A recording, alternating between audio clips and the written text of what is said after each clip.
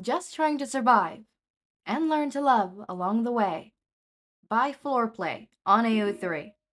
Summary: Aizawa Shouta gives out his number to his class for emergencies, in the hopes that they never call. He wants some peace and quiet with his husband, thank you very much. However, a late-night call for help from his number one problem child gives him a startling discovery about his home life and drags everyone onto the path of healing. Follow Midoriya Izuku as he deals with the frequent dangers of Class 1A while discovering the true meaning of family along the way. Episode 1, Chapter 1 of Patrols and a Problem Child. By 10 p.m., on a cloudy Sunday night, Aizawa Shouta was already on his way home after an uneventful evening patrolling the shadier parts of town. He didn't normally finish patrol this early, but tonight was date night, and he just wanted to go home to his husband. They've had to cancel the last 4, and if they have to cancel any more, Hizashi will scream so loudly that they'll be kicked out of yet another apartment building.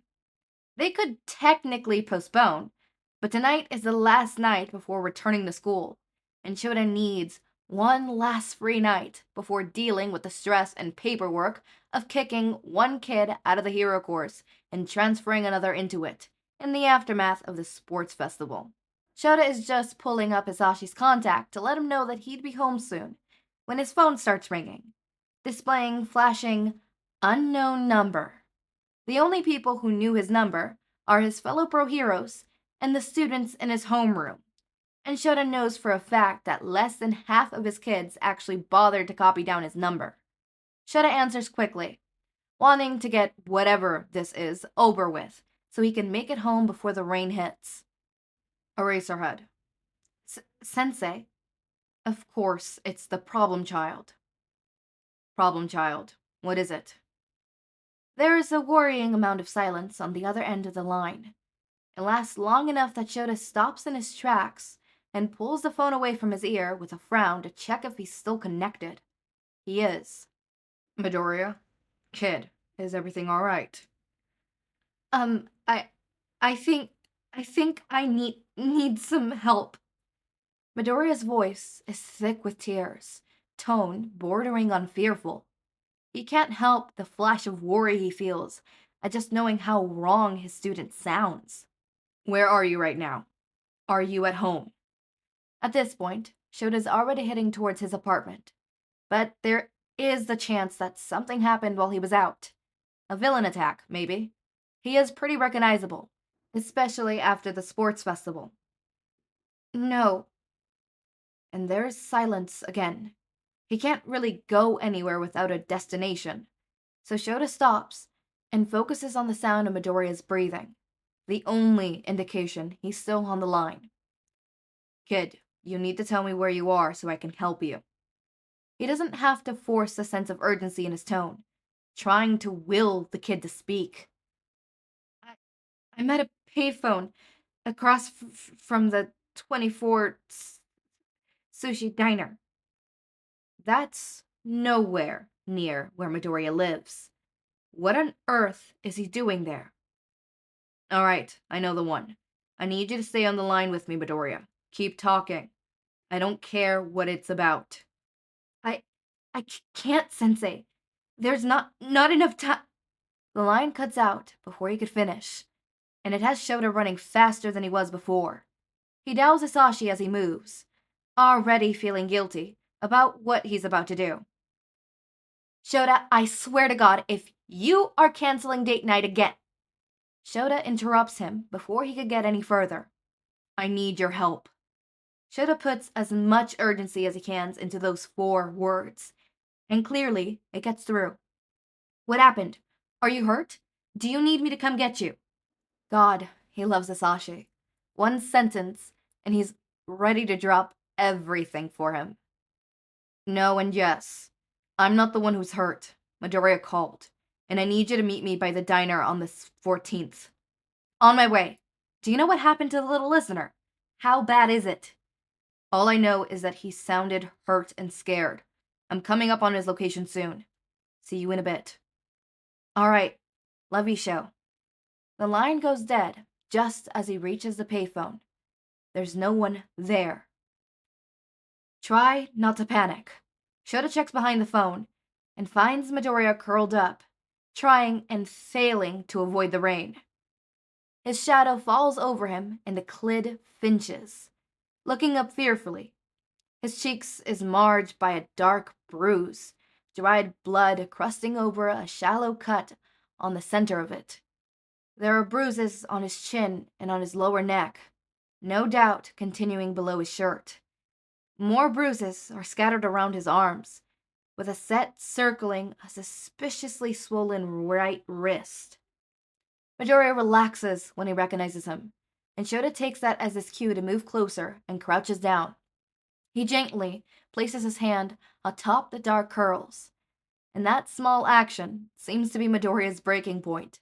His face falls as his eyes well up with tears, and he dives into Shota's chest, nearly locking him over. The kid is trembling. From fear or the cold, Shouta can't be sure. It's only now that he registers that all Midoriya is wearing are shorts and a thin t-shirt, already soaked with the rain. He pulls him a little closer, trying to provide a little warmth. The sobs subside far too quickly for someone who seems to cry so easily. Midoriya, kid, what happened? Who did this to you? She was so upset that I got hurt during the sports festival. She was crying and asking why I finally got a quirk. She doesn't want me at UA. Doesn't want me to be a hero. She just wouldn't stop crying, so I freaked out and told her the truth about my quirk. Aizawa frowns. What does he mean, the truth about his quirk? She told me I had to give it back and leave the hero course. I told her no, and she got so mad. She wouldn't stop hurting me, and she said she was going to pull me from UA. By this point, Midoriya dissolved back into tears, barely comprehensible, voice muffled by a scarf, and stuttering getting worse every second. He brought up some very concerning things regarding his home life. Shouta decides not to dwell on them now, focusing instead on reassuring the problem child. Shouta moves a hand to Midoriya's hair, hoping the small action will calm him down. Midoriya, it's gonna be okay. President Mike is on his way, so we can get you checked up at the hospital. We'll get you away from her, and we'll keep you safe now. At that, Midoriya pulled back a little and lifts his head. Why is President Mike coming? Of course, that's the part he focuses on. Such a problem child. Because we're married. Blunt and to the point. Shouta decides it's better to just tell the truth. Heh, Todoroki owes me 25,000 yen. Shouta just rolls his eyes fondly. At least that brought a smile to Midoriya's face, no matter how small. Midoriya shivers and tucks himself back under his arms when the rain picks up more. And Shouta has never been more grateful to see Hisashi's ridiculously bright car reflected in the windows on the top shop behind the photo booth. There's a loud slam and running footsteps before Hisashi is coming around the payphone, face pinched with worry, and an old sweatshirt clutched tightly in his hands. Shouta tugs the bright yellow "Put Your Hands Up" radio hoodie over Midoriya's head before scooping him up and starting towards the car. Hisashi, bless his heart, doesn't say a word and simply opens the door for Shouta to stick a far too light Midoriya into the back seat before moving to take his own in the front. This author did not beat around the bush. I thought we were going to beat around the bush for a little bit before Izuku goes up and calls and stuff. But I should have actually kind of seen it coming. But yeah, we love that. I thought it was going to be a little bit of beating around the bush before they actually go through the whole process. And it seems like they're starting off from chapter 1. Woo woo, let's go. My one thing is I have some notes before I talk about some voice acting. But I have some notes. First of all, love that it's, immediately just brought up upon that Shota's like, if I have to cancel date night one more time, and it ends up being where he cancels date night. As soon as he said that, I'm like, dude, you're gonna cancel date night. Don't even dream about it. You're canceling date night. I love that little moment where Shota was like, oh, like, this is why I love Hizashi, and that was so sweet. I love sweet little moments like that. I tend to try to make my narration a little more soft. I don't talk in my regular narration voice. I talk a little bit more in a softer tone because it's supposed to portray a softer tone. I'm in love with them. Yep, you heard that here. Eraser Mike. And I mean Eraser Mike, the ship name, by the way. Eraser Mike, date me. I'm Polly. Y'all can be Polly too. Come on. Okay, but jokes aside, it's a very interesting interesting first chapter to begin with. It's a very, very on the nose, very complete, like, boom, happening. Now, onto my notes on Izuku's situation. Is this a situation where this is the first offense? Is it a situation where this is the first physical offense, and from the past it's just been verbal, and this is the first time it became physical? Or what I probably think is the case, has it always been mainly verbal with a little bit of physical, and this is the first time that it fully went a little too far? I mean, one hit is a little too far to begin with, but like too far in Izuku's term, where he genuinely got scared because she wouldn't stop. Because Izuku's concern wasn't that she hit him, it was that she didn't stop. Or at least that's what I got from that, right? So is it the sense that he is scared that was the first time it was so violent?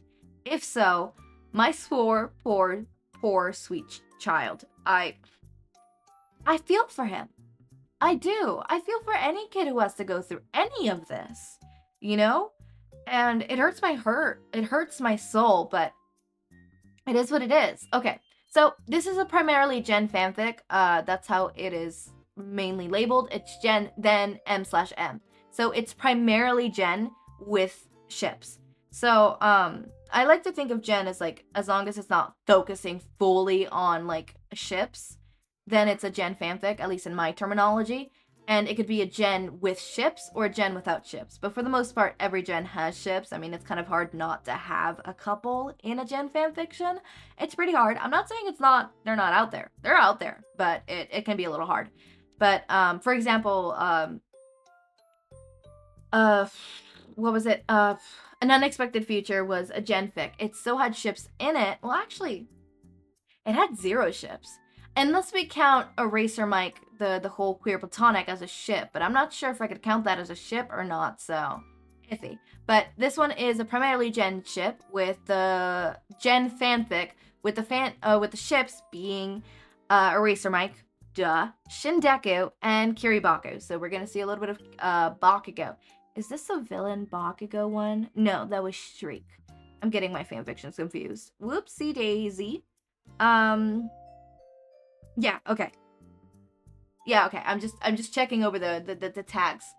But yeah, it's quite interesting to see it's jumped straight into it, and I want to have that answered for me. Also, why did the phone call out of nowhere stop? Like, Izuku stopped the phone call.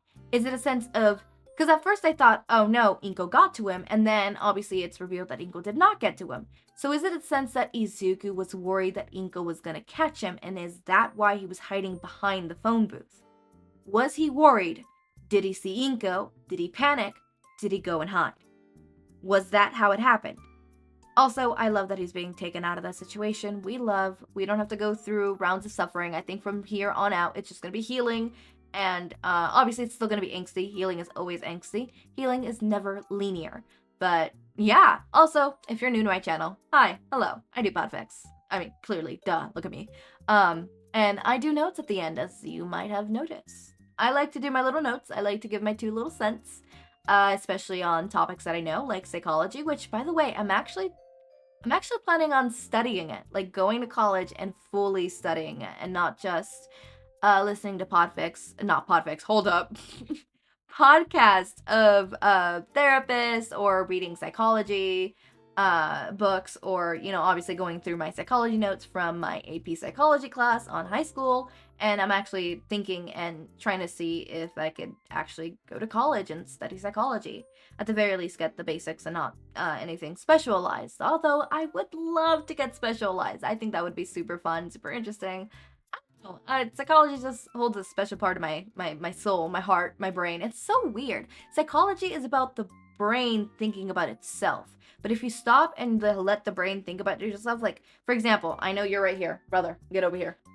Get over here. Get over here. Welcome. We have a star guest. State your name.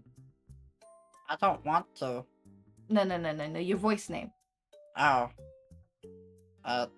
That's... Okay, there you go. This is Echo Bro. Hello. So, what does your mind think when I tell you to think of your mind thinking of itself? A brain with hands thinking thoughts of a brain. Okay, normally people don't really like... Do you like sitting there and thinking about your brain that's thinking about itself, that's thinking about itself, that's thinking about itself, that's thinking about itself?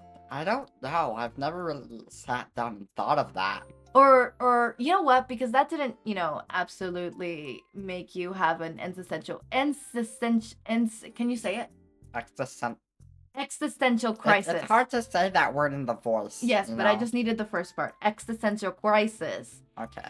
What if your blue isn't like my blue? Where the hell did you pull blue from? No. Listen. My blue looks blue for me, right? But my blue happens to look like my red to you, but my red is your blue.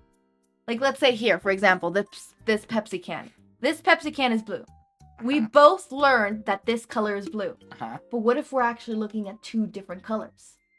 What if I'm looking at what you would consider blue, but what you're looking at, what you're looking at is what you would consider blue. I've already but had what this I'm one. looking at is what I would consider red. Joke's on you. I've already had that one. Okay, fine. Let's do another one. What if you were just right now created? Ooh, a pen. Like, no, stop getting distracted. Jesus. No. What if right now you just entered this world and every memory that you have in the past is just that? And memories that were implanted. But here's the thing. You could never prove that, oh no, it's not a memory because I just lived through it. But that's already a memory. Man has a troubled face. Get out of my room now. What? I do? You stop paying attention. I did. I did, didn't I? Yes. My existential crisis is that he won't pay attention. Jesus. Okay, whatever. That's enough of this notes. That was a long tangent on the end, but as always, my raindrops, make sure to eat, sleep, drink water, take your meds. Have a wonderful day or night. Link to my Discord server and socials are down in the description. Subscribe to see more of my content, and thank you so much for watching.